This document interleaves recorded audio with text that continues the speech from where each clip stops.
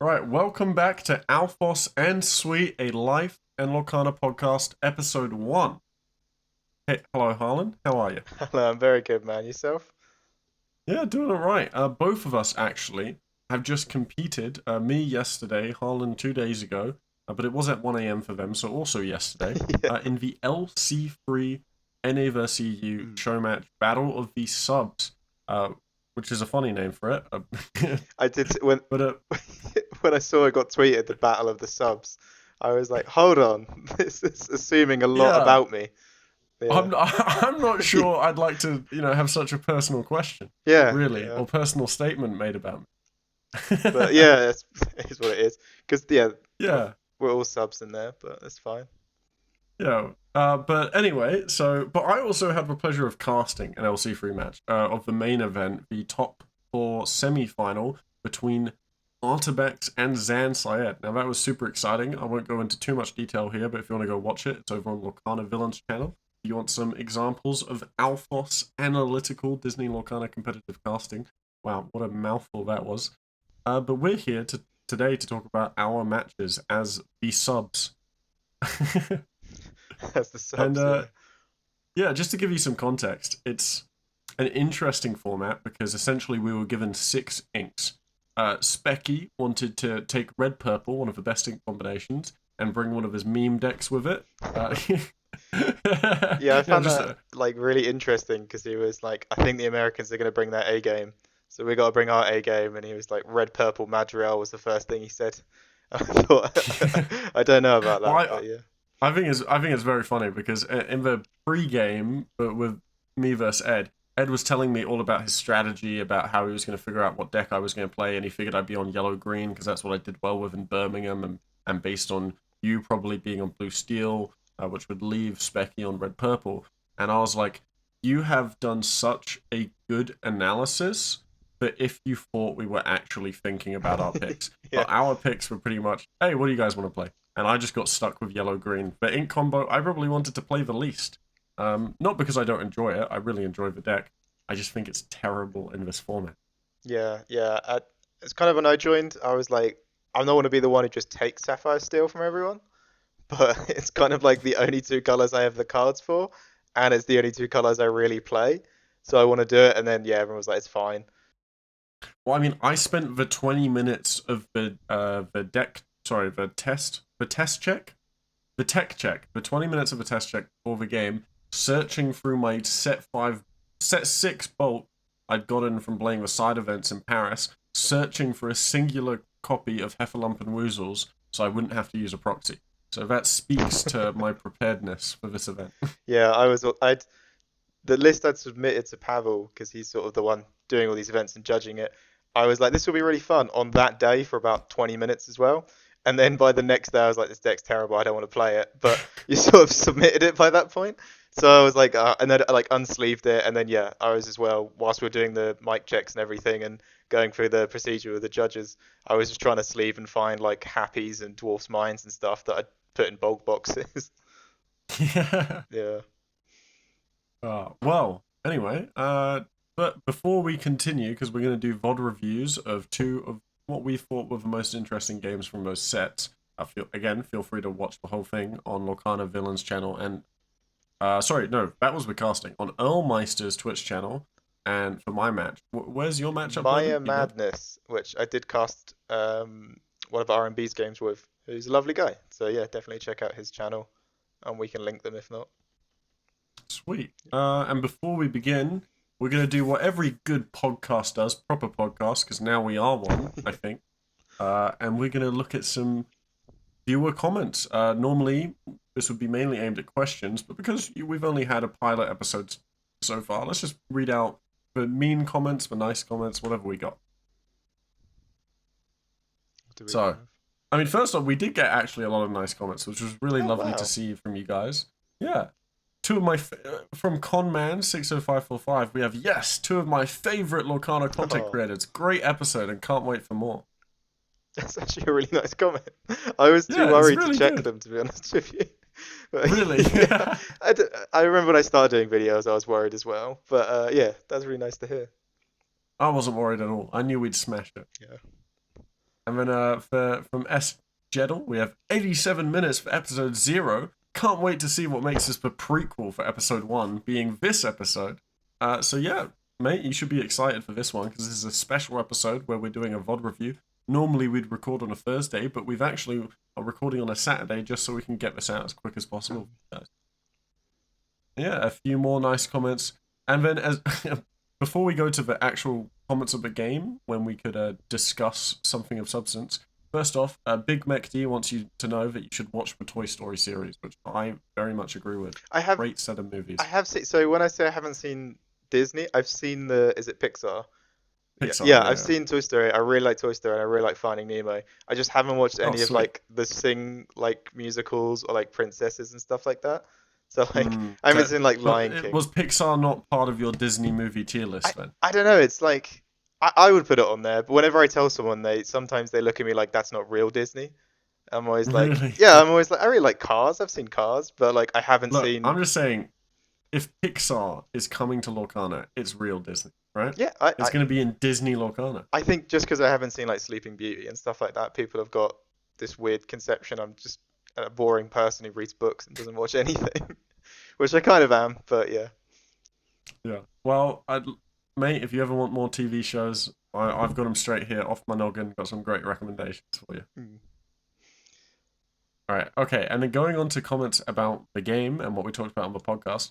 First up, we have Zoacan7333 said, they love the ink colors announced format idea. So obviously we already talked about this, but yeah, I think going into next year, it would be really cool if they experimented in some way with that, whether they start out with testing it at set champs and then later bringing it to larger events, or I don't know, however they want to experiment with the idea of reducing the information deficit between that first game and a second or third game in best of 3. Yeah, I think the testing store champs would be a really good environment for that, because you can't do one DLC where it will have the announced color combo and then the next one it doesn't, because if it turns out that is a really big advantage to players, everyone who qualifies or does well at that event did it with a huge advantage that gets you your Continentals invite or your Worlds invite. So yeah, I think store champs is really good. I think maybe they should have even just tested like best of 2 or whatever there. Now I think all store champs have to be best of 3. Something else I'd like to say, though, is one thing we didn't touch on this topic is how much it reduces scouting. Because scouting was a big issue at the Paris LCQs. Like, you could just walk around tables, have your friends walk around tables, your teammates walk around tables, and write down like what decks they're playing, right, and what cards they're playing in their deck. And at least if you have ink colors announced, you take away half of that asymmetric advantage from people with the network to have people help them scout, right? Because a lot of the time when you're scouting, sure, you can look for a few key tech cards that look out of place for the ink combination, but knowing the ink combination should usually give you 80% of the information. And as we mentioned in the last episode, you can still subvert expectations by playing a deck that's unusual to that ink combination. Yeah, scouting is sort of part of just TCGs, isn't it, really? Like, I don't think it's a good part, though. No, it's just, it's one of the things as well as everyone else is doing it, and you kind of got to get on board. I tend to look at the top tables to see what's doing well, and you can tend to see what's, why is it doing well? Why is red blue here at the top? And it could be because there's loads of Steel Song or whatever. And that can give you some good like information on what you might be seeing in the event. But yeah, it would just make scouting not, because most of the time you're not looking at exactly what they're playing. You're just looking at the 2 colors that you can see on the board. You don't look. I know personally when I was scouting in my PM slot, I looked around at every table, and I find it hard to remember people's faces. I noted down what like shirt or jacket they were wearing and the color of their hair, and whether or not they played green purple. And so I knew every single player that played green purple. So playing red blue, I was ready to hard mulligan for the Sisu shift line in case I knew they were playing green purple. And that's really the only matchup I cared to know what deck they were playing beforehand. Oh wow, yeah, I didn't go that in depth. I just tried to remember and then never remembered any of my pairings what the person had. See, I knew I couldn't remember, so I came up with a strategy to just try and like isolate the most important information. Yeah, I think that's a good idea. And then finally, I mean, going on to what you said about scouting, So, and again, with rules and systems, I think even if scouting's a thing, you want the system to limit its advantage as much as possible if you can't eliminate it, right? 'Cause you can't really DQ people for looking at other people's matches, especially these large events where everyone can just walk around the tables.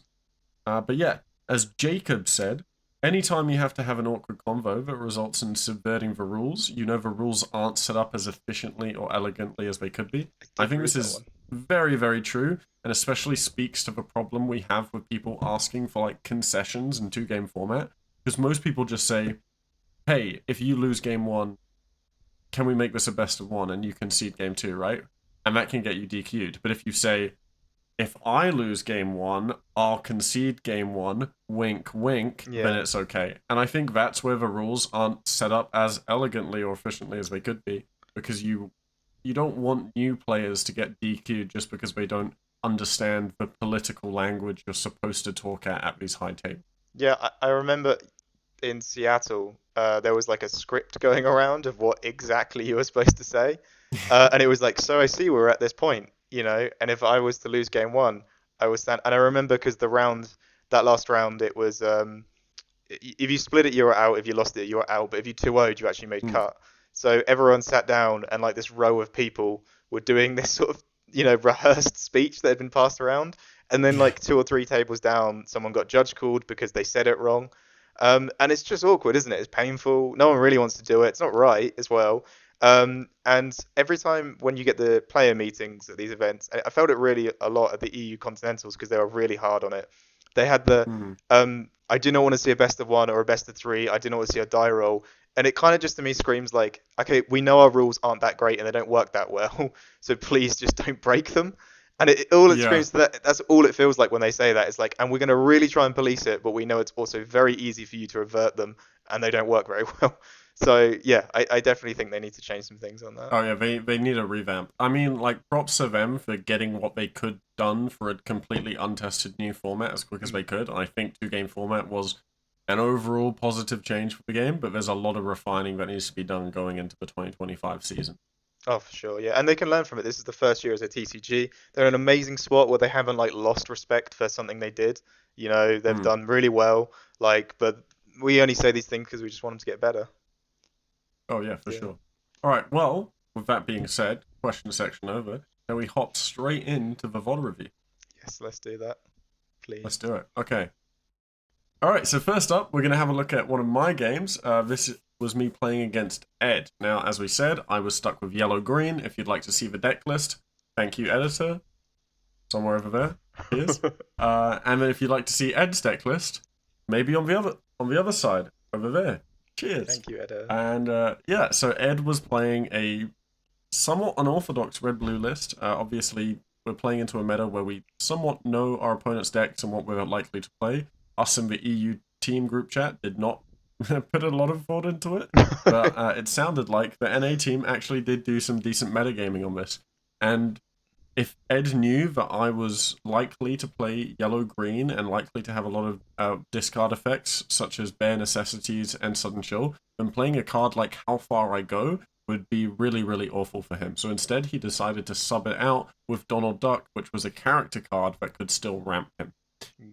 Which I think was a smart choice for this meta specifically, maybe not strong for red-blue overall, but for this very specific meta made a lot of sense.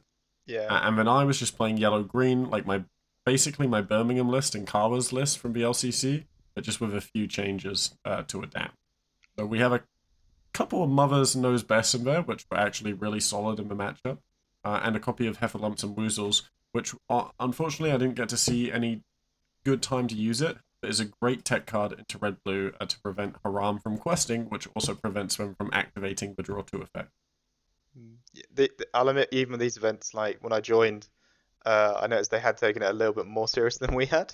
And even I played Diego, who won Toronto. Like a lovely guy as well. He's become a good friend as well. But the first thing he says, "All right, let me just pull up your deck list." And I was like, "Oh yeah, we can do that." I was not even thinking.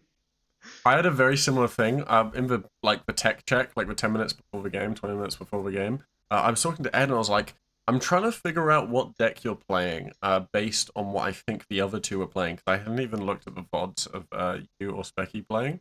And then he was like, "You do know it's open deck list, right? Like, you Yeah. can just look at the spreadsheet." I was like, "There's a spreadsheet?" Yeah. But about 5 minutes before the match, he I directs me to the spreadsheet where I can look at his deck. I hadn't seen the spreadsheet at all, and I'd only seen his list because before we like this all went off, he'd like because we just chat, so he just sent it to me, and I was like, oh, here's mine as well, and that's all I had to go off. I mean, I So you probably just should. thought he was giving it to you for free? Yeah, I was just like, because we're gonna have a friendly game. There's like not really any stakes with this. I was like, oh, cool. I just didn't. I just had it on the screen the entire game, and I was like, oh, so this is what you can play next turn. Ink Pete, there's no actions, but I just yeah. I had to have my own deck on the screen the entire game as well, just because I had to remember what was in my deck. Oh, I should have done that as well. I keep forgetting what I had in mind. Oh, I barely practiced with that list. I really hope people who watched it, that was good content, because I'm so sorry I did not put a respectable amount of effort into preparing for it. Yeah, yeah. I mean, I felt pretty comfortable because I was already very familiar with yellow green. I made a couple mistakes. I mean, I missed we won't see this in game two, but in game one I missed a Diablo draw trigger, which I did in my top 32 match in Birmingham. I did in my top 64 match in Birmingham. That's not a thing I'd recommend. It's just me being ADHD and stupid. I miss minute things sometimes. Yeah. But yeah, I think the difference was that normally Ed would say, "And I draw," and that reminds me, oh, I can draw with Diablo. I think at that point his mic cut out, and I didn't hear that I draw, so my brain just never triggered to go, "Oh, I draw Diablo too." I was just Yeah. like, "Oh, we're playing." But okay, so let's review the VoD.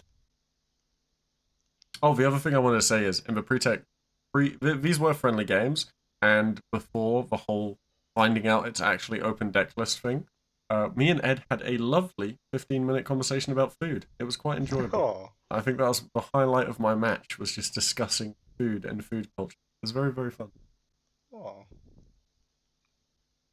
Okay, so I'm going to use the skip cards ahead. So here we have, it's quite hard to see Ed's cards because of the Oh. extreme angle his camera is on. Believe me, mine's worse than Ed's. Don't worry. Where your setup's worse than Ed's. You If we don't. look I at the couldn't even mulligan put my here, cards on the table. Don't worry about it. so my opening hand, I get Under the Sea, Double Ursula, Hefflump Woozle, Sir Hiss, Prince John. In this case, I'm keeping the Prince John because I want the draw engine, but against Red-Blue, you're really just looking to get your card engine right, and you really want that Diablo, like really, really want that Diablo. So I was just hard mulliganing for it. In Ed's case, he has Brawl, Sisu, Sail, so I didn't see this during the game, obviously. Tala, is that 2 Brawls? Yeah, 2 Brawls, Tomatoa, B-Prep. So he's going to mulligan away most of that, keep the Brawl, Sail, and Tala. So this is just pretty standard for Red-Blue. He's looking for an item, but he has his ramp, he has his Diablo answer, and he has a non-draw 4-drop in case the Diablo lives, right? Because I can shift Diablo bare necessities. We come to the opening hand. He's gotten his item off the Vitalis Sphere. He also has Donald Duck for extra ramp on 4 if he wants instead of the Tala. And then we have, we've got the Prince John, You Have Forgotten Me, which is pretty nice, and we've got the bare necessities, but we've got no Diablo shift, so that makes it a bit rough. Especially because even though we're on the play, and that's normally nice to set up the Sir Hiss to sing bare necessities for John. Alright, we'll come to this turn later, but it ends up not, I think I end up inking the Sir Hiss because it ends up not being the optimal play. Which someone called me out for, like, oh, he's missing so many draws, but we'll get to it later. Twitch chat, stop criticizing my plays if you don't know what you're talking about.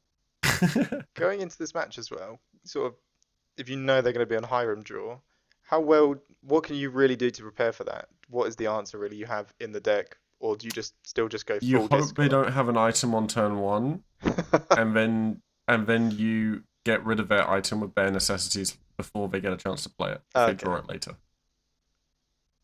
But yeah, there's not much to play around over it. I just hope they don't have it. Mm. In my case, I play a Diablo, I see their whole hand, I see they've got a really good hand, I'm like, oh, this is going to be a tough match, because I don't have a Diablo. Okay, this... not working. He doesn't actually play the Vitalis, which is very interesting. Which he has in hand. Yeah. Suppose he doesn't have a Hiram, does he? Yeah, but usually, I mean, maybe he was waiting to play it on the sale turn, in case he got a better item because he wanted to keep the Vitalisphere as ink. I think that's a very interesting player. But because I discard... So basically, this is the turn I wanted to come to. Instead of playing Sir Hiss, I end up playing the Bare Necessities because I'm like, look, if he doesn't have a Tipo, then I can just play Bare Necessities, get rid of his Sail. Unfortunately for me... Oh, no, sorry. This is the game where it works really well. In game 1, he ended up having a Tipo. But this time, because I'm on the play, I get to get rid of his Sail before he plays it. And now he's forced to play a Visions on turn 2 instead. It's a few choices. Visions is such a painful card. Very painful card. And he gets the pop score. So that's very rough. Because this is going to help him come back from, being a bit slow at the start because I got rid of his Sail. I ended up just, standard play. Ink Sir Hiss, play Prince John, quest with Diablo. Yeah, this stage of the game is pretty boring from my perspective. Harlan, if you have anything to say at any point to counter my thought process that we can talk about, feel free to pipe in. I'm quite interested because I don't particularly play discard that much. I did used to like green steel. But it's quite interesting, how you want to attack. I mean, for these green decks, I'm just assuming you go for the heavy mulligan on Diablo. Into all matchups? For the most part. Yeah. There's like a key, depending on the matchup, you keep other things. Like into aggro, you might keep like Aerial Muses, because then you can like sing Bruno, bounce with Muses, and get 2 cards off the board. Yeah. There's like stuff like that you can. But this one is, you're trying to do the full discard before you try to close out the game. This one's just full discard. Yeah, because there's nothing I can do to their board for a while. Yeah. And I don't know. And then besides Bruno, you don't really have many ways to deal with the Shark. I mean, I don't know if they even play the Shark in this matchup. Well, I talked about this with Ed before the match. Besides Bruno, I have Mother's Knows Best. But also, I have Kida, Paint, Under the Sea. Which is the dream, isn't it? Yeah. That's the dream. Yeah. We tried that at Locals to see how hard it is to Under the Sea a Maui Shark. And it would have to be... Yeah, because just... Kida and 1 paint doesn't do it, so you'd have to double. No, you need Kida and 2 paints. Yeah. Yeah, so here, how do I get rid of Vitala? I actually don't remember. Oh, I bounced it. Well, no, I didn't. Where'd Vitala go? I think you got him to discard it. Oh, I thought he played. Right. Yeah. So that's from the You Have Forgotten Me. When I draw 2, I get another You Have Forgotten Me, which is amazing. I have Lumps and Woozles, which is a nice cantrip, because it draws a card. And then he plays Vitala now, Inks Tala. But in this board state, having a 3/3 Tala on board, how does that make you feel? How do you feel about that? Because that can technically challenge things. It's not doing much. Yeah, it means I can't quest, basically, at this point. I draw Muses. Muses is pretty nice, but more importantly, I want a You Have Forgotten Me again so I can draw another 2. He discards Sisu, and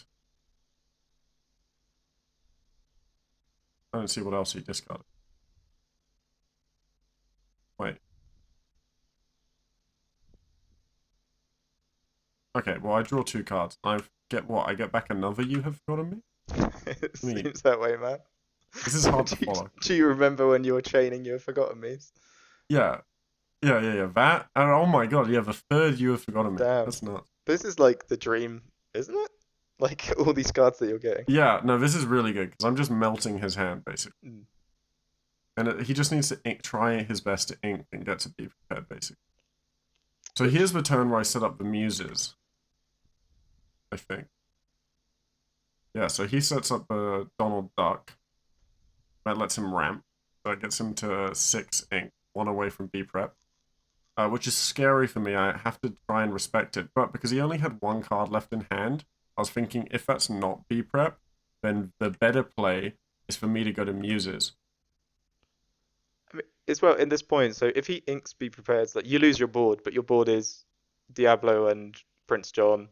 He loses his board. Plus Muses. Yeah. And you have to ink, plus the Muses. But you have to ink play it, and he'd have no cards in hand. Yeah, exactly. It'd be top decking at 7 ink, which isn't the worst, but you probably want to be top decking to Tower, CC. And do you know what the upside is here? Rather than You Have Forgotten Me, discard 1, draw 1. If I play Muses, the next turn, I can paint, sing paint, bounce back, -1/-1, bounce back Donald Duck, sing Heifer Lumps, -1, or play Heffalumps, -1, bounce Tala back, then play You Have Forgotten Me, discard 2, draw another 2, and then that would be completely sealed, like 100% victory at that point almost.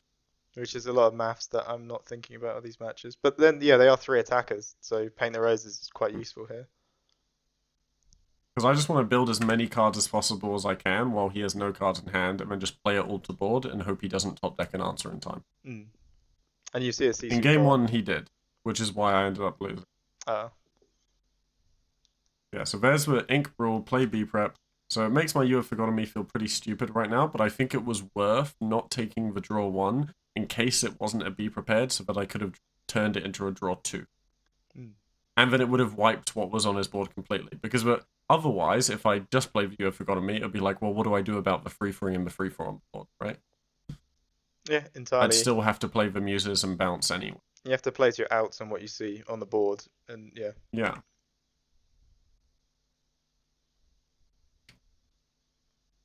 Aerial takes Sudden Chill through a Diablo. So Aerial Diablo, this is great here, right? Because if he doesn't top deck an answer, I'm going to be drawing a card every turn, and I've got a Singer set up for whatever he top decks. But then he top decks the B-Prep. Second B-Prep?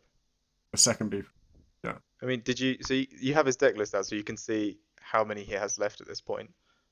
Yeah, I think he just had 2 in the deck. Which is good for you, because it means there's no more B-Preps. I mean, yeah, he did B-Prep twice, and he's 1 ink off CC, so you're in a fairly decent spot. Like, yeah. There's not much you can top deck to get. This is a really nice spot. Yeah. But the problem is, losing that board, my hand's pretty terrible, yeah. Right? I've just got a bunch of discard cards and nothing to play to board. So the problem with yellow-green is if you're in this position, it's really slow to close out the game. Because we don't have a lot of characters that quest for a lot.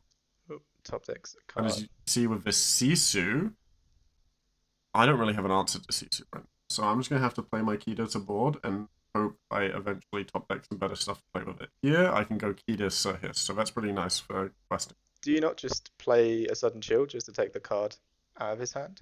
Oh, no, I did do that, yeah. Oh, yeah. Because he wasn't able to play it because he didn't have enough. Oh, yeah. It was only at 7 Yeah, you have to make... Yeah, the main conclusion is it's Sisu. Yeah. But you've done a really good job of discarding. Like, I guess you never hit the Hiram as well. Yeah, he never hit the Hiram. That was pretty big. And then he's forced to ink for Maleficent, and now he's at 8 ink, so he can hit the Sisu. But with Sirhis and Kida on board and no ice block, the Sisu at least doesn't most of my board. Doesn't banish most of my board, I should say. Yeah. It does always seem interesting with yellow-green how you close out. You just sort of play some questers, don't you? Yeah. Because you kind of want to get to this point where you can just play Kida and Prince John's and just turn them sideways, because that's your biggest questers, isn't it? Which always interests me about the deck. It seems like it has a really good point of locking them out, but if you're against a deck that can just top deck a way back in, and you're stuck with a Sudden Chill and a Bare Necessities, like, if he top deck, the enemy doesn't have another B-Prep, but if he was to top deck one, here, it's kind of lock you out of the game. I actually don't remember how many B-Preps he has, to be honest. He might have 3. I think he was on 2 Sisu. So he might be 3 B-Prep. I mean, even a top deck Sisu here wouldn't be the best thing to see. Yeah, and we have a Mother's Knows Best now for if he does top Sisu. And then we can Mother's Knows Best Sudden. Yeah, that's a good idea. But here we're going to Mother's Knows Best to get rid of the duck. Because that's the only thing that could trade into our characters, and then Sudden Chill it away, and then we get to quest with the rest of our board before. So there is, when you play yellow-green discard, there is a lot of hope that they just don't top deck a way out. And yeah, exactly. B-Prep. Yeah, there's the 3rd and final B-Prep. Yeah. But then again, so like you say... But we're at 15 law, so we just need to top deck stuff and them not have answers. Yeah. You were just trying to close the game out before they drawed it anyway, aren't you? Yeah, so you kind of... Basically, a lot of people make the mistake of not playing enough to board, because they're like, oh, what if a B-Prep? But if you've just seen a B-Prep, you just have to, like, all in and hope there's enough time before they find the next one. Yeah. You've got cards like Cricky as well, like, that's a 2-turn clock if it sticks. Yeah. So, like, it's not bad. But here, I imagine... Do you just take the Bruno? No, actually. So you set up the Cricky first, because it's unlikely they'll draw into an answer for it, and then you Bruno the Sisu, because they're likely to just play or ink the next card they get, because they don't want to be discarded. Wow. And then you get to have the Cricky set up to quest, play the Bruno, discard it, and then there's nothing to challenge into the Cricky. And we also could have just played the Kida here in case they did have a character on board that could have killed the Cricky instead of Bruno. I like that, yeah. Yeah, it's how quickly you want to close out the game here. But I imagine Exactly. Bruno's better. And also, if they find another answer for this Cricky, then you can just play a Kida next turn. Yeah, and now we're at 18, so it's like pretty much guaranteed to win here. They need a crazy string of drawing just the right answers in order to win, and they're out of beat prep. Did he seem quite agitated when you were playing him at this point? He's just playing top decks. No, I mean, last game, like, he just found the answer every single time and it ended Okay. up blocking me out. So, I mean, it was pretty fair both ways. No, Ed's a lovely guy. Yeah, no, he's really sweet, amazing guy. Yeah. I just, whenever I play against discard, I can't help for being a tad bit agitated when they say, I pay 4 ink, lose 2 cards in your hand, and I will gain 2. See, I don't think I ever did get that agitated about it. I think it was just Bucky that was annoying because it was like, oh, you get to play to the board and discard. Yeah. Like, that was the most annoying. I suppose You Have Forgotten Me is quite expensive for what it is. Yeah, like, at least they did nothing that turn with tempo in order to discard. Yeah. It's a lot more fair. Yeah, that's a good game. It was a good showcase of yellow-green. It was nice. Alright, can we move on to watching your game now? Yeah, it'd be nice. I went with game 1.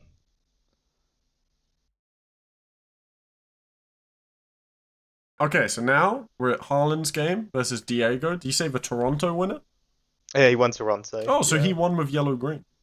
He did win with yellow-green, so yeah, but he wasn't on yellow-green today. He was on green-purple, which I have seen him practice. But he'd also practiced my deck, which is this like unique blue-steel approach with Alice and Pluto. And the version we played today, or this event, was using Dock and Dock's Mines, so I had to use cards like Happy as well. I can tell that anyone who's watching this, I did not enjoy playing Happy or Dock's Mines, Dwarf's Mines, and it wasn't just because I was against a like crab fox deck. Just in general, I didn't enjoy it. It never felt that great. It looks really good in Steel Song. It looks really good in green steel too. Yeah. And yeah, it's a simple, a curve deck. So you play a 1-drop, you play a 2-drop, you play Alice, Pluto, and you ward up, and then you play 5 drops for the rest of the game. So I never really felt an appropriate time to play the Mines and the Dwarfs. Dock is only really in the original list because you need some sort of card draw. And then we were trying to like go in on that, so it just never felt great. There was always a better play. They ended up being ink, I think, this entire game. And yeah, if you look at my setup, the line was just horrible. Like I said to Sim, sorry, I'm not going to be able to put my cards down. My desk is tiny, so we didn't end up doing that. But yeah. So we can't even see your hand throughout this entire stream. No, I didn't have. I literally got in. It was 1 a.m. By game 3, anyone who watches this, I was pretty tired. By game 3, it was 2:30.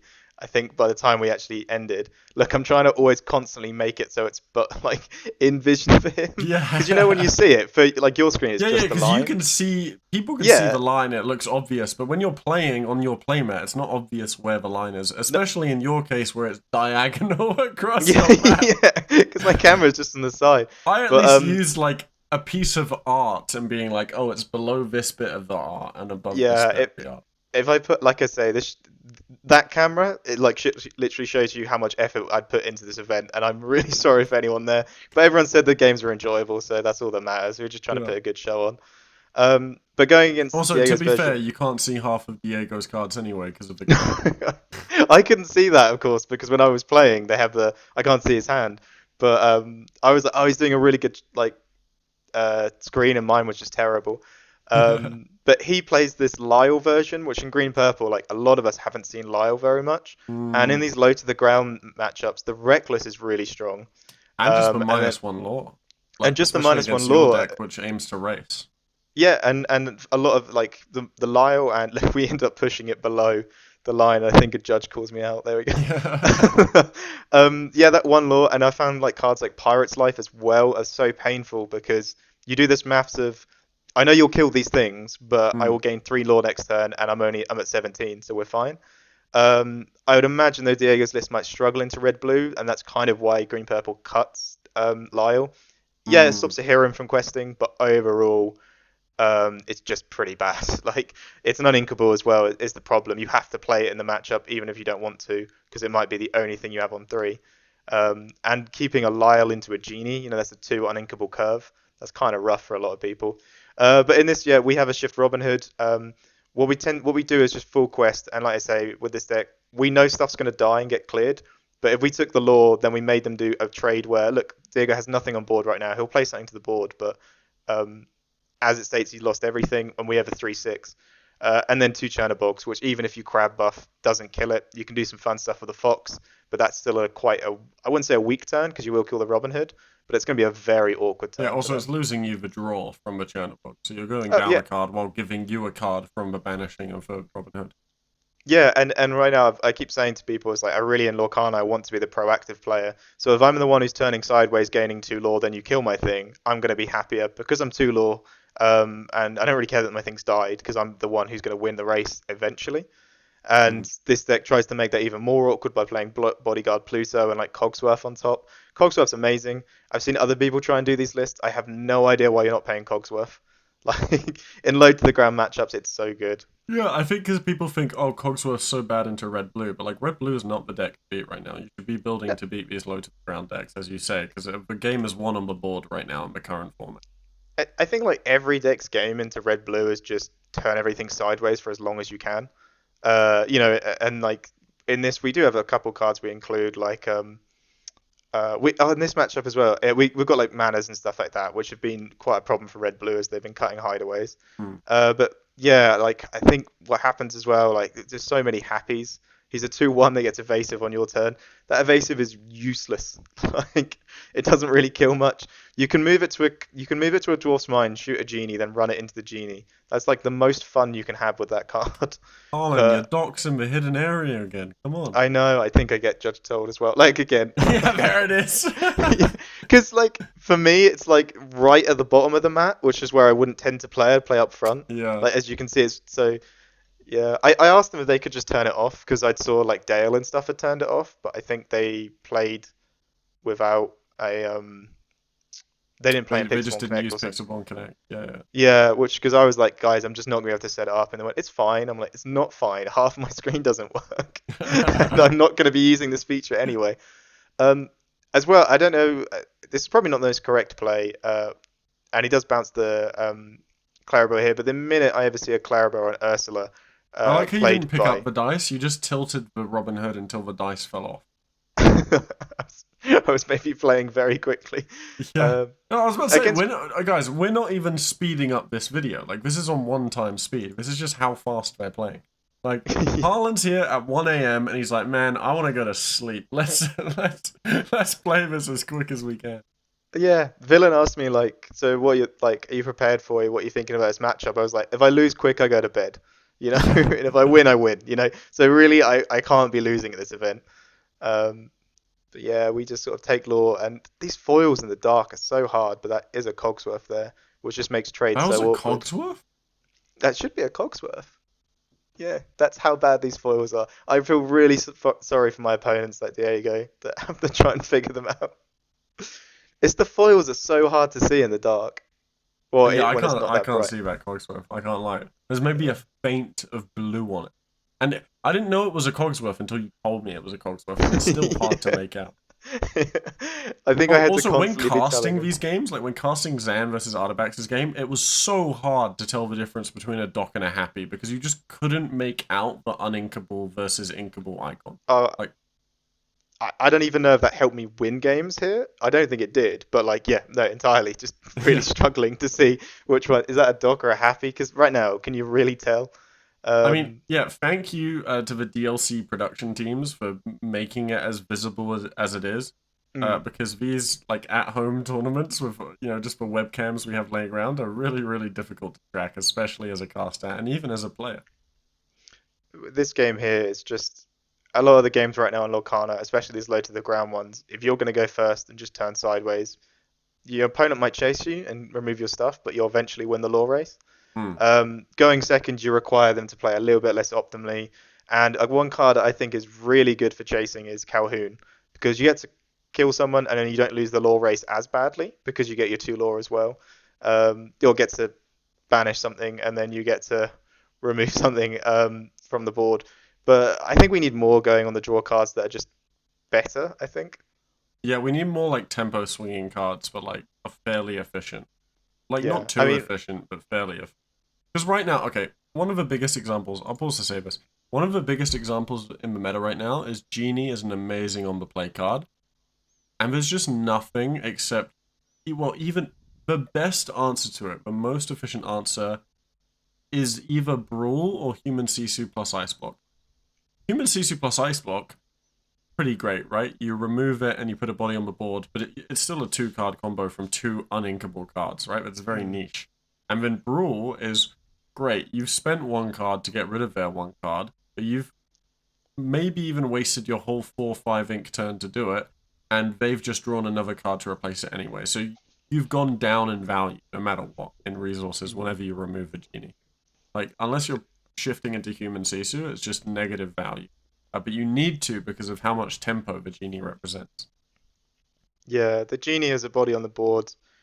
So with this deck entirely, if you're on the play and you go Alice Pluto and they go Genie on 4, you're kind of really happy because you're going to be gaining more lore from the Alice. Your Pluto means it's protected. They've invested nothing into getting rid of the Pluto. And I've Yeah. even had games where they've had to just like crab buff Genie, run it into to Pluto.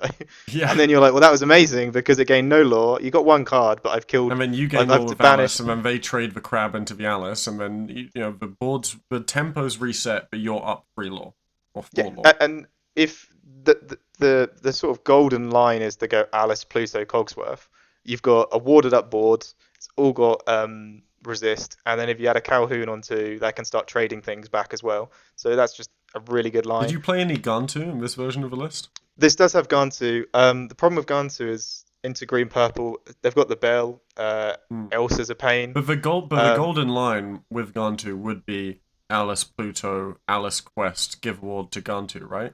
Yeah, so you go. I mean, yeah, the golden line is I like one drop Mickey. The people call it Sticky Mickey because he's got 1 resist. And he's He's just sticky really to the good. board.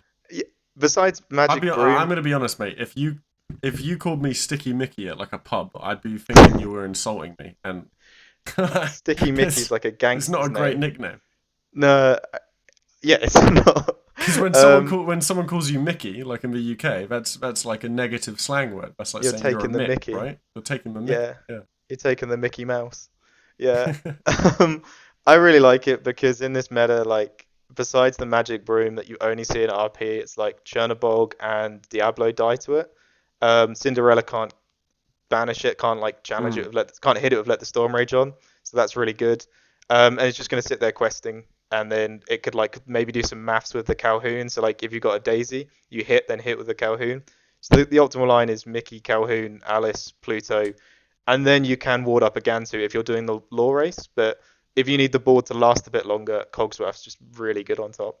Yeah, last set for aggro decks, like I remember I got a good player from my locals plays Purple Steel. Last set from the aggro decks of the 1-drop Mickey was the card that impressed me the most out of any like yeah, any 1-drop. Like I was like, oh, that's really solid. 1/2 resist 1. Great. Yeah, Really good for it's questing. it's like Steel's 1/3 card, like Purple's Olaf, but it's a bit better because the resist, and then you stack it with Cogsworth resist. And I did watch Spessy do a VoD over it, and he said, I wouldn't play it unless you have the shift line. And I was like, I don't know. I just, Sapphire Steel, just to begin with, doesn't have a good lot of 1-drops and 2-drops. Yeah, We're only really playing the exactly. Robin Hood one because we have the shift line. Otherwise, yeah, it's a 2/2 goon that's useless.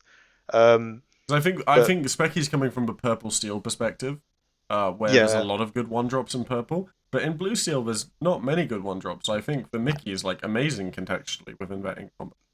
yeah, believe me, we've done so much research into it, me and the people I sort of test with. And if there was a better one, we would have found it. Yeah. We don't have any 2 Quester 1-drops. You know, Uh, we don't have any purple replace themselves ones. if it was a better one, double entendre, 1-drop. Yeah, Yeah, yeah. yeah. If there was a better one, we definitely would have gone for it. But you know, and yeah, they're never gonna really get rid of it very efficiently. It sits there questing, and then it can make fun trades. Like everyone always pop bog when they play against it. So yeah. All right, let's keep watching the match. To be fair, we haven't really been following. Are there any like interesting turns so far, or No, so that we've now that missed? we've just set up the Cogsworth and we managed to go wide, and like a lot of the time against green purple, I'm always fairly worried about the shifts because when you're playing a low to the ground matchup and then your opponent says, and here's a 5-6 or a 4-7, it kind of really flips the tempo, and especially what their abilities do as well. It's the same with Cinderella getting shifted into Amber Steel Song. Like it's just okay, you've just flipped the tempo mad there. Hmm. So we always tried to get rid of the Clarabelles, but they ended up keep bouncing it. I think sometimes in the game you've got to just play like they don't have it and race them. So yeah, we're just at a point where we're flooding. But besides using the dwarf package and the dwarf's mine package, all the mines got inked. We only played the happies because we had a one drop and Docker's card draw. So I'm fundamentally dropping that and not testing it anymore. I think that Steel Song list Candy has got is awesome, but I just don't think it works here with Sapphire still. But yeah, this Yeah, is the I board don't I think really. it fits the because did you start testing it because I was wanting to bring that to this LC3? Because originally, No, before you got subbed in, I was saying I was going to take your list and put mines in it and see how it did. yeah, I remember you saying that. Do you know, on some deeper level, I reckon that was you talking to me, telling me to bring this deck. But I just thought I didn't want to play what I standard bring. I wanted to switch it up, and of course, like keeping that list a little bit more secret, for just whatever reasons we've been saying. So I was like, I'll just do the Dwarf Mine version. This will be fun, and it'll be also really good data because like a good game versus Diego.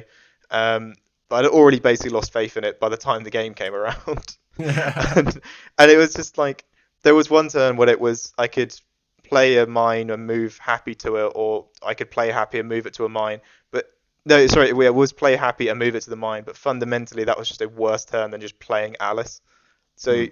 and then there was later on in the game, it's unlikely the mine's going to stick. Yeah, that's what I Um, thought as well when I was initially building the deck. I ended up giving up on the idea and I was thinking maybe I'd play something else because there's so many good things to do on free, like shift Robin Hood, play yeah, Alice. I was messing around with maybe play Caterpillar, but like there's never really a turn in a deck where you're wanting to quest wide. Well, or at least very niche turns where you'd be okay with a play happy, turn into mines, and it requires you to play mines instead of playing a Calhoun. So you have to commit two yeah, turns to that play.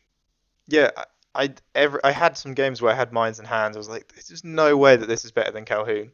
Like, and they'll probably like bog hit bounce of Fox remove it anyway if I don't deal with like whatever they have on board that hits for two. Yeah. So I just overall felt I know it was a I think the purple matchups it more likely is going to be ink because it's a I think 6 elf mines is like location. a very much on the play card for the Yeah, control decks. And I don't know if it fits into this deck because if you're on the play, you just want to be questing even more. yeah, and with like Candio's Steel Song, like Steel Song's very good at controlling the board and removing it, especially in those earlier turns. Whereas Hmm. this deck's kind of like I'm not going to control the board much. All I'm going to do is like basically be a turtle in a shell and ward up and give resist to everything and Also, say in you have Amber to do Steel, you awkward. can set up a Cinderella to protect the mines Yeah, essentially by singing the storm on the bog. yeah, but here it's kind of like Singing we're the just going to storm on ward the bog. the That's a storm. really funny statement in English slang. The translations for our American audience and mainland European audience, singing the storm on the bog implies you are singing a frozen song while on the toilet. Is bog not Australian and New Zealand as well? No, no, it's not. It's No, purely a northern UK thing. on the On the bog. bog. Yeah, yeah. I don't Yeah. say bog as And then people in the north, they say bog roll too for toilet paper. Northern England. That's a You got any? crazy You different got any place. bog roll, mate? Bit of It's a bog roll crazy for you? different place. Yeah. Uh, Entirely different country. pretty much I, is from where I live. Yeah. it's so cold up there. I really like the attitude there. Though. It's a lot closer to New Zealand and Australia. Everyone's more friendly and open. Everyone in the South UK is like very reserved, closed. Yeah. Every northerner we have that moves down this way, they're like, you don't say hello to anyone. Like, don't even smile. I'm like, yes. Yeah, And this is how we like it. yeah. We don't talk to anyone. It's the true British experience. Just like sad, depressing. Keep to yourself. Yeah, that's how we like to keep it. Yeah. Um, but All right. yeah, so Yeah. You were mines just saying? didn't work. Like it's where we're Mm. saying, Cinderella can control it, maybe set up some good moments where you can move things to the mine. We kind of, as like a bit of removal, but that's pretty much just to stop like power plays like Ursula or Ariel getting to sing. Like Like we don't Diablo. really, yeah, and a Diablo check as well. But overall, we kind of just want you to be trading very awkwardly into our warded up board. Mm. So yeah, it just didn't feel right, but I think only really the docks would stick around because you just need low to the ground card draw, and Oh, the you also dogs are achieve. insane. Yeah. Yeah, you get a body on. I mean, if you can do it, sometimes your turn 5 will be play Alice, play Doc. So you've set up two, like you haven't. And again, that goes to the point of we're not going to be contesting the board much. We've set up two one attack characters that have done, yeah. So that is a really good card, but yeah, I don't really know where I'm going with this anymore. But Doc's awesome. That's all I'm going to say. Love Doc. Oh, it's Wendy Darling that's for free one, isn't it? Or is it Alice for free one? So Alice is the 1/4. One She's four. when Yeah. she quests, she gives ward, and And then then Wendy Darling Darling is is the the free one. support free one. Yeah, and Yeah. this one that she was taken out for John Silver because I was like, well, I've got to make the locations work. The Yeah. Did John the Silver one ever see any play? so we did try and play him out. He never once quested with a location out. Yeah. I don't believe. And again, it was just like because I wasn't focused on setting up the locations So he's because just I a couldn't terrible really. Smee, like a Yeah, one more ink Smee. yeah. If you can get the location spammed and then use him, he's really good. And I've seen the dock location in Amber Steel, and that's awesome. But like, would I really play a location against that board right now? Like, it's not going to stick. Yeah. Um, the only thing And, that's and important that might. normally, if you play a location and force them to trade into it, at least you could trade back in a way you want to, in a valuable way. But all of Yeah, your characters have such low attack, it's not like you're wanting to trade back anyway, except with the yeah, Calhoun. yeah. Sometimes you'll do trades, so it means they can't with other stuff. But yeah, like this board's Is not going to be Calhoun a trading. hero? Yes, she's a 3/2 hero. So You we've should tried the think about bow. playing the +1 challenge. So we in uh in EU Continentals I did play that card, Oh and yeah, yeah. the What's first it thing called I said again? there's Philosophites. Yeah, no, but Uh I mean the one that's like +1 attack all the oh time. Ling. Ling. Yeah, yeah, yeah. Yeah. I could do. I mean, I think the problem is that is it's just a very awkward 3/3 for the rest of the game, whereas Yeah, but Phil it's a had a nice red-blue counter, isn't it, for the Sisu? And red-purple, because they'll oh be yeah running more Sisu now that it's a yeah low to because the ground meta. it is just +1 strength. It's not Yeah, +1 but challenger it's like Phil's defensive is. too. Yeah, that's not a bad idea. I might have a look at. I think it's just by itself, it's not great, and then you play a Smee on two instead, and it's done nothing. No, but Um, it's. I think it would be more of a late-game tech card. Like, you'd run one or two, and it's to protect your board against Sisu and yeah, Brooks. yeah. Thing is, this deck like Because every Sisu game, is. But wait, is Cogsworth a hero? That's important. he's not. He's an ally. No, okay, that would be insane. Could you Yeah. imagine? The, 5 Cogsworth? I think the only cards that are really notable heroes is the Mickey is, Robin Hood's are, Calhoun Yeah. is, and then Tragic Beast can be. But the rest is more of they're just very good cards. Oh, Alice is also a hero. Hmm. Um, but the rest are all just they're just good cards, so we play them. Yeah. I have seen the full like hero ones, like if you want to use the Anna and stuff like that. That's great, but I think you're just playing a starter deck at that point. I think it was one of the starter Yeah, decks. that was one of So the starter decks. yeah, so it's like no, we're not really aiming to do that. Like I don't think you go in that hard on the hero stuff. It doesn't seem to pay off that well. And like every game, because we don't have Hiram draw, we only have Doc draw. It's like I don't think I could just sit and hold a Ling for that entire game. I'd Hmm. probably want to ink it and play something else, or even use the Doc to discard. So yeah, it's definitely worth trying. We've got some do stuff cooking for it. The list. Just take all the mines out though. I don't think it's very good here. Yeah, no, I agree. All right, let's finish with Matt. So like at this point, and if you watched my EU Continentals game, so I'm going to reference that I played there one more time. We did a thing like this, where you sort of you have a Cogsworth set up, and there are happies on the board, but even with the Doc, so like Doc is a 1/3, so if they have 3/3s on boards like Snake, I think the guy in the Continentals had Banzai, even that doesn't effectively kill them. So Yeah. you're at a point where it's just so awkward to deal with your board. They're going to be gaining not a huge amounts of lore, but good enough.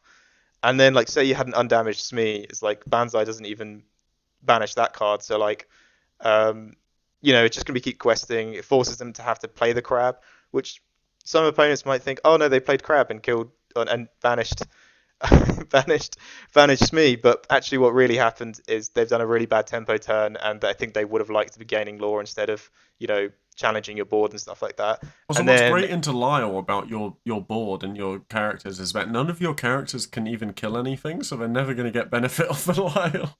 no, I mean that's interesting. That at one point he does just run things into my stuff. That doesn't remove anything, but I lose one lore. Yeah. I did know that Lyle was going to be a problem.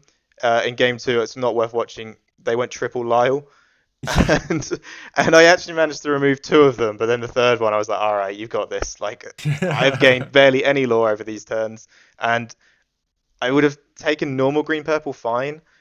With Diego though as well, he's just such an amazing player. I think it would have been who won the die roll, but with Lyles, it was like I know I had a chance of losing all of the games in this matchup because it's such a good catch-up card as well. And Purple's card draw means that he could go later into the games than I could. Yeah. And this is always interesting with this low to the ground Sapphire Steel is when to take the Cogsworth Law because he quests for 2, which is nice. And looking at their I think board earlier than you would against Otherless, because it's not like he has a lot of damage-based removal, right?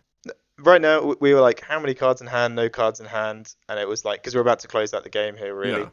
Yeah. It was like how many cards are in hand, and can you remove it? If so, played as Lucifer. Well, we had no cards in hand. So right now, yeah, you see there's 4 damage on the board. Also, that'd be horrendous. Like 2 things would have to run into it and get removed, and then Lyle's also free for me to remove, and you still haven't removed it unless you had a crab or a fox.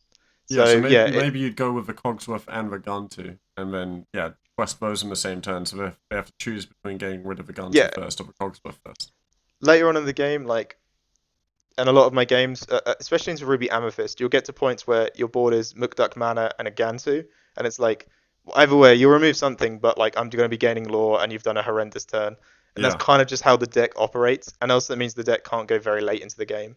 If they get a handle on things, it makes Ruby Sapphire a really bad matchup. But when Sapphire still ever had a good matchup into Ruby Sapphire, you know, that's a good point. It's always been really bad. No wheel Chicha in Seattle. No wheel, yeah. This was the point that one of the casters did note. I believe it is. No, sorry, that was in a different game. At one point, we did take out a Lyle with a Gantu, which is probably the most cringe play I could possibly do. Because at no point should Gantu... Right? Yeah, at no point should Gantu be doing anything besides questing. But the thing is, he does remove Lyle, and I don't think I can play the game unless Lyle is removed off the board. So I did take that trade.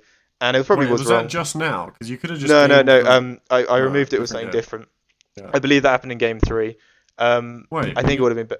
The game's just about to end. Did you gain Guntu lore? You're at 15, right? Oh, you're at 15 after questing with Guntu. The game's just ended, so he had nothing. And to be honest with you, by the end of that game, it was both drawing 1-drops. The other 2 games, like game 2, like I say, I got triple Lyled. It did end on a top deck go-go, which was rough. And game 3, I don't think it's worth watching from my perspective because I was not playing that well. I'd got judge called in game 2, and like a lore reduction had happened that wasn't supposed to, so I was 1 lore down by a miscalculation. Like, not judging anyone or saying anything rude there, that's just sometimes gets in your head. It was 2:30 in the morning. I was also fed up of playing the Dwarf's Mines because they were ink every game, and I was just sort of done with it. And yeah, maybe that one wasn't the best. I keep missing increments of lore, and then I think I missed by like 3 lore. So yeah, but overall, people said they enjoyed the games. Definitely worth watching if we link them down. Yeah, I think my games are worth watching too. Like, it's not an important meta matchup because Yellow-Green's not a meta deck, but I think it was fun. It was cool games to watch. It was very enjoyable. Lots of tense moments where it's like, will Ed top deck the answer or not? Yeah. You make a really interesting point then. So do you think Yellow-Green is at the point now where it's not a meta deck? I don't think it's been a meta deck since I played it in Birmingham, and even then it was off meta. Was that set 5? It was only a counter deck. Was that set 5 Birmingham? Yeah, that was last set. Yeah. And I don't think it was I mean, like, Diego won, and that was set 4, or that was that weird set 5. Yeah, that was the set 4 post Bucky. So that was when it was meta.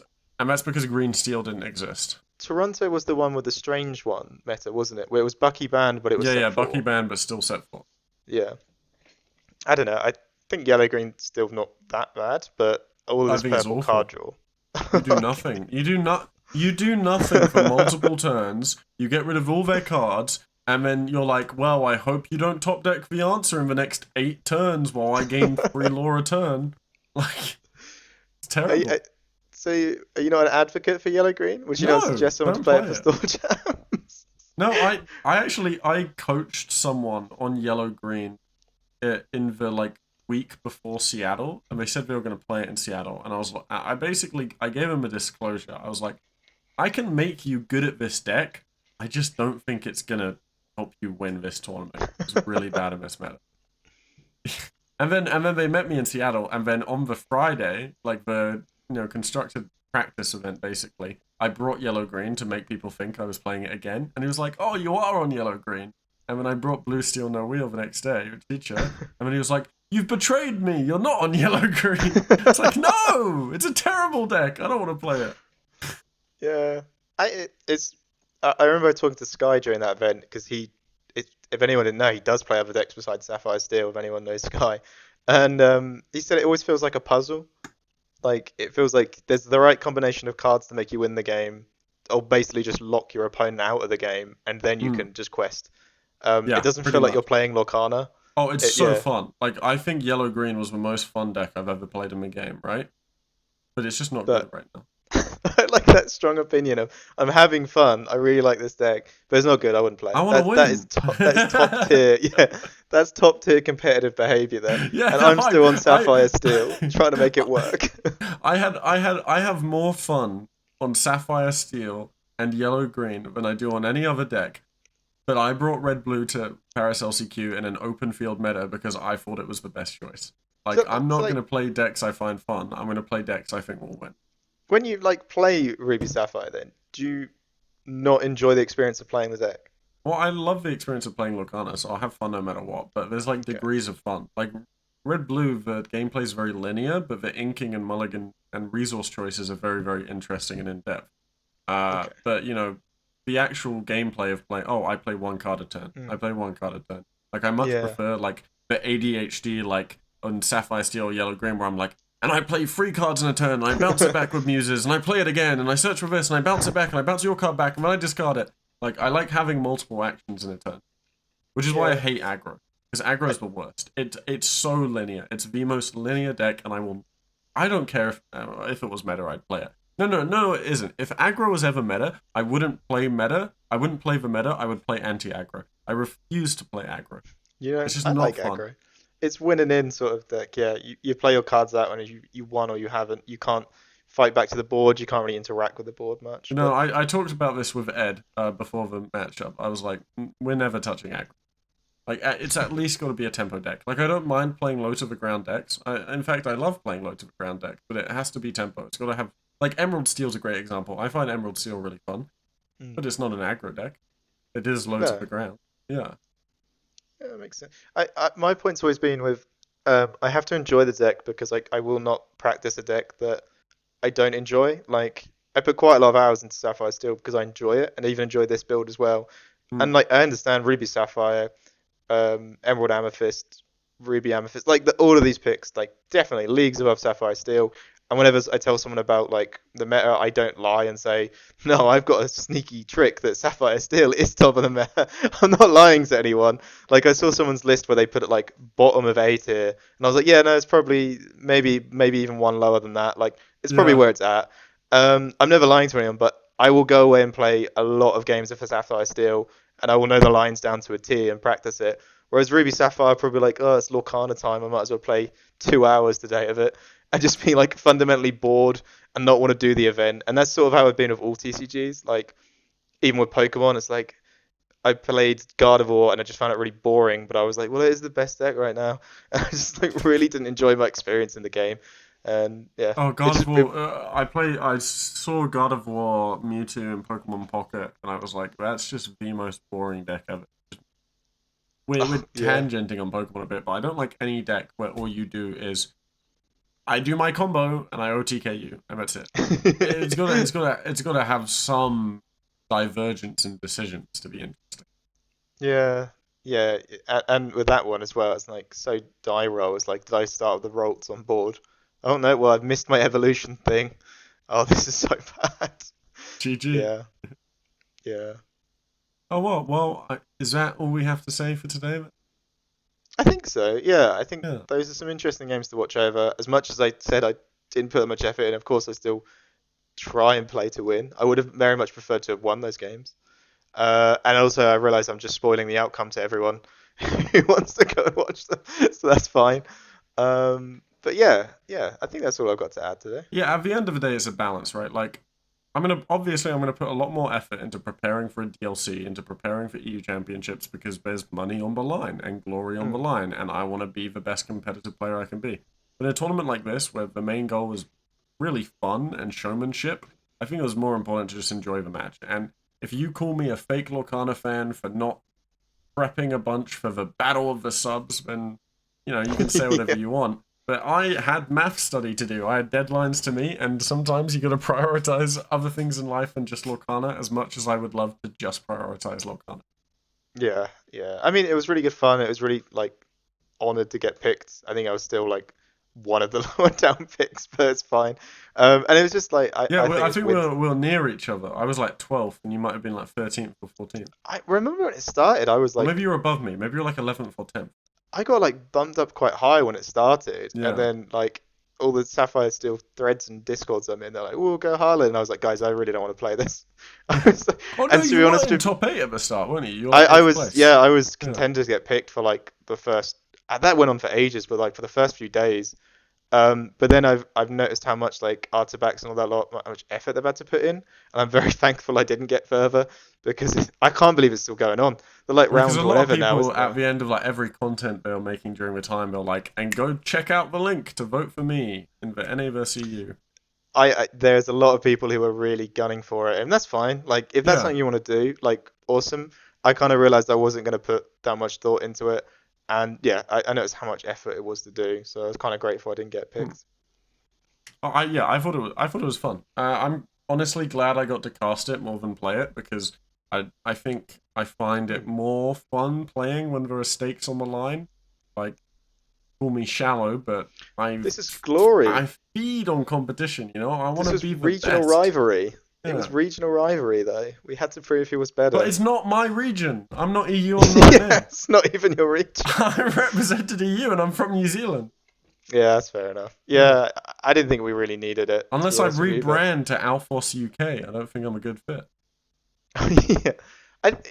I, yeah, I didn't know how much the community needed, but it's always great to have more content, and like especially over the Yeah. winter break where people are going home and not going to go play at stores. Like it's just good to have more Mm. Lorcana content out there. You know, I think it was amazing for the community, and I hope we get more community run events like this. Obviously, that I think the next time for an event like this, I think a few things you would want is it was great to have tons of different people casting it. I think there should have been like a universal overlay made, so at least there was like a universal brand and look Mm. for it. So then, yeah, at least you'd have consistency with the watchability and the viewability of the game, and then you get less idiots like Harlan with their diagonal mat where you can barely see No, I what they're thought it was playing on. anyone gonna call me out on this because I'll like call you out on it. like I say, I was like ready at like 20 minutes before we had to begin, and yeah, I mean I could have moved to the floor and put the camera there, so I could have done it I like think you should that. have played on the floor. That would have been I funnier. I think yeah, I mean I don't know how much I can. I'd be on my knees like this holding my cards though. Yeah, yeah. No, Um, and then you just the camera flicks up and you see you like kicking your legs back like while you're playing. yeah, Yeah, it's like yeah. woohoo, yippee! I'm playing a Locano. I Yippee! could have yeah, maybe I should have put more thought into it, but it's just a small desk. I don't know. Yeah. Let's DM still. I just asked All them right, to remove guys, the line. everyone, go buy Harlan's coaching. He needs to be able to afford a desk. Help him Yeah, out. please, please do. But please, okay. I just have to mention, I'm really grateful for everyone who's putting in requests for coaching. But I've had so many on Boxing Day, Christmas Day, and Christmas Eve, and I'm just like, guys, I'm pretty sorry, Guys, I have a I can't, family. I can't do these dates. I'm really sorry. Yeah, I'm like, guys, go enjoy Christmas. It's a Yeah, magical time. But that's been really interesting. I've got so many over that time period. I haven't. My coaching. I've been getting a coaching student every now and then, but you know, I do need to start fundraising for those next year DLCs. If you want some coaching from me, hit up the Menify in the link below. Oh, my What a headset shout out. disconnected. That's it. Well, that. Oh, by the way, that was happening during the entire LC3 cast. If you ever see me during the VoD, like doing this, that's because my headset was disconnecting every 30 seconds, and I would Oh no. catch the second half of Villain's sentence and have to like reconstruct what I thought he said with the first half to try and respond to it for casting. It was the most stressful experience I've ever had casting. That just screams like the show must go on, The sort of thing, show doesn't must it? go Yeah, on. the show must go on. But luckily, my girlfriend said that, well, she spoiled for me the surprise of her buying me a new headset. So that problem should be fixed sooner. Oh, oh, bless you. Bless you. Thank you. If you're watching, I know you're watching. All right. Well, I think that Nice. about wraps it up for our second episode, episode 1 of Alphos Episode and 1. Sweet. Because me and Harlan both have a programming background, so of course arrays start at 0, so we had to count our episodes from 0. Yeah. Yeah. I didn't know that's why we started 0, but No, that's I'll not why. take It's it. because usually pilot episodes are episode 0, and that was the pilot Oh, okay. episode. Yeah. Yeah. I just came I'll up with take a it. new reason. I'm rewriting the narrative. I'll take it. Anyway, the show is hosted on my channel, but make sure you go subscribe to HarlanSweete's channel. And then, yeah, check out our Metafy. As you can see from our incredible gameplay here, we are top minds of the game, and we It's can worth help you your get money. better. You can definitely see it's worth your money. Yeah. And as you can see from Harlan's game, he just turned sideways, and in my game, I just discarded cards. You know, great high-level gameplay. Lots to learn You from. can play a Gantu and turn it sideways. Yeah. Yeah. Thanks for the $50, mate. There's your coaching value. Play a gun. Oh no, With it. I do other Sapphire Steel lists, but if you want to play a Gantu, you can. Yeah. I mean, there's still stuff to learn from aggro decks. I mean, what I love, again, we're extending past saying goodbye here, but what I do love about Lorcana is that even in the most linear decks possible, there's still a world of complexity in what cards you ink and how you mulligan. Like, I think that's Yeah, what's really great about the game. the deck's fairly tight on uninkables, so the inking is rough, and it is fairly fast. It is aggro, but for the earlier turns, it can be a bit tempo-y because it can be things like I've got to remove stuff off your board, so that means when I play this Pluto, it's not going to just get rammed by a bunch of 1-drops. So there is a bit more to just play a curve and just aggro them out, and then using things like Baymax to get value is quite interesting. But yeah, and also Metafy, I do no wheel and wheel lists. I do the whole Sapphire Steel deal. Like I've not completely gone off that. I'm still working on a good Sapphire Steel no wheel list. Yeah, I'll coach any list except Amber Steel. Amber Steel's the only one I haven't learnt yet, so that's on my memo list to learn. Maybe I'll start practicing the Decandio Mines list. That looks the most fun to me. Yeah, I think it's a nice list. All right, well, as we said, I am Alphos, and this is Sweet, and this has been Alphos and Sweet, episode 1. See you around. See you guys.